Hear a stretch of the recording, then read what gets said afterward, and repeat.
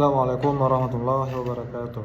Perkenalkan, nama saya Rian Agustin. Saya dari kelas 3B Manajemen Keuangan Syariah dengan NIM 5042355. Baiklah, di sini saya akan menjelaskan soal-soal UTS yang telah diberikan oleh Bu Nur Rahma.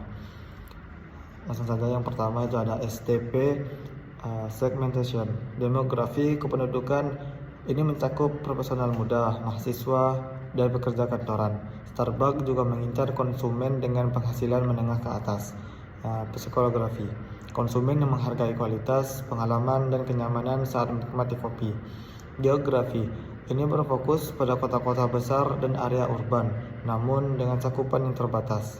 Targeting, Starbucks menargetkan pelanggan yang mencari pengalaman berkualitas tinggi dan layanan yang baik. Ini termasuk pekerjaan kantoran yang mencari tempat untuk bersantai atau bersosialisasi. Positioning, Starbucks diposisikan sebagai penyedia kopi premium dengan atmosfer yang nyaman, ideal untuk bersantai dan bekerja. Ini sangat berbeda dengan banyak kedai kopi yang lebih mengedepankan suasana yang unik dan lokal. Marketing mix, produk. Starbucks menawarkan berbagai jenis kopi, teh, pastry, dan makanan ringan. Starbucks juga mengadopsi menu dengan produk lokal seperti flat white yang populer di Australia. Terus price, harga yang tetap tergolong premium mencerminkan kualitas dan pengalaman.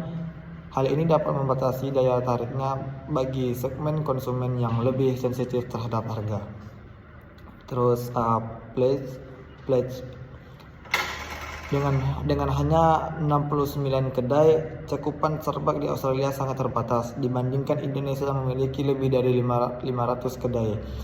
Ini mengurangi aksesibilitas bagi konsumen di luar kota-kota besar. Promotion, menggunakan berbagai saluran promosi termasuk iklan digital, program loyalitas, Starbucks Reward, dan kolaborasi dengan merek lain untuk menarik pelanggan baru.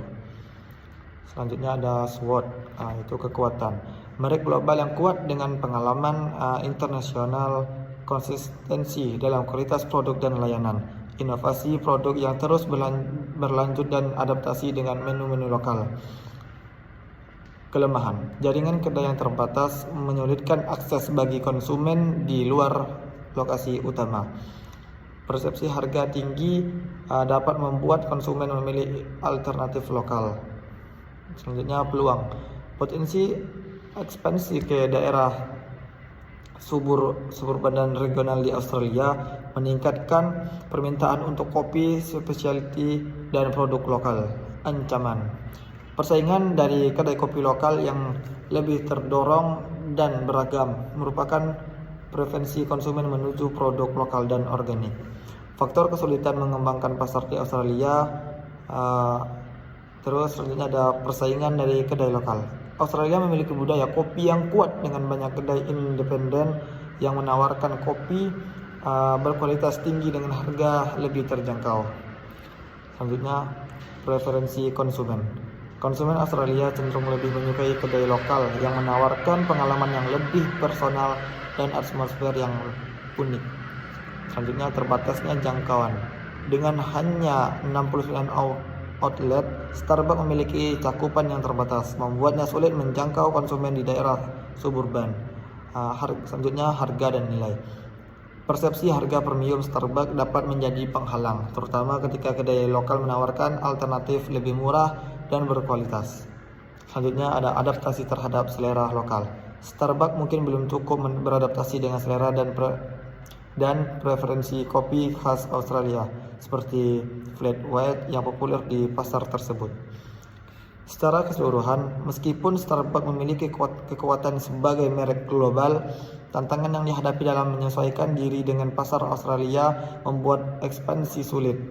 Selanjutnya yaitu perubahan tren. Munculnya tren kesehatan dan keberlanjutan memengaruhi referensi konsumen.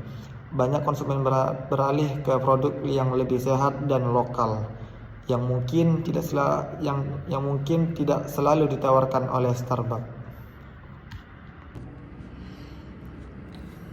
Soal 2, apa itu friendshoring? World Economic Forum WEF mengungkapkan, friendshoring adalah praktik perdagangan yang berkembang di mana jaringan rantai pasokan terfokus pada negara-negara yang dianggap sebagai sekutu politik dan ekonomi. Menurut artikel WEF, istilah perdagangan yang sedang populer ini muncul saat krisis ekonomi yang terjadi baru-baru ini dan ketegangan pada rantai pasokan global yang disebabkan oleh berbagai guncangan terhadap perekonomian global. Hal ini termasuk pandemi COVID-19 dan invasi Rusia ke Ukraina. Pada dasarnya, friendshoring mengacu pada pengalihan rute rantai pasokan ke negara-negara yang dianggap aman secara politik dan ekonomi atau berisiko rendah untuk menghindari gangguan terhadap arus bisnis.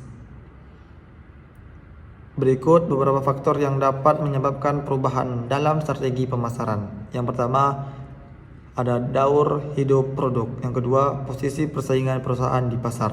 Ketiga, situasi ekonomi. Berikut beberapa cara yang dapat dilakukan perusahaan untuk menangani perubahan kebijakan tersebut. Yang pertama, melakukan analisis target pasar kembali. Yang kedua, membangun interaksi dengan pelanggan. Yang ketiga, mengembangkan produk sesuai keperluan pelanggan. Yang keempat, memberikan penawaran yang unik. Yang kelima, membangun strategi pemasaran yang baru. Mungkin hanya itu penjelasan dari saya. Kurang lebihnya saya mohon maaf. Saya ucapkan terima kasih. Wassalamualaikum warahmatullahi wabarakatuh.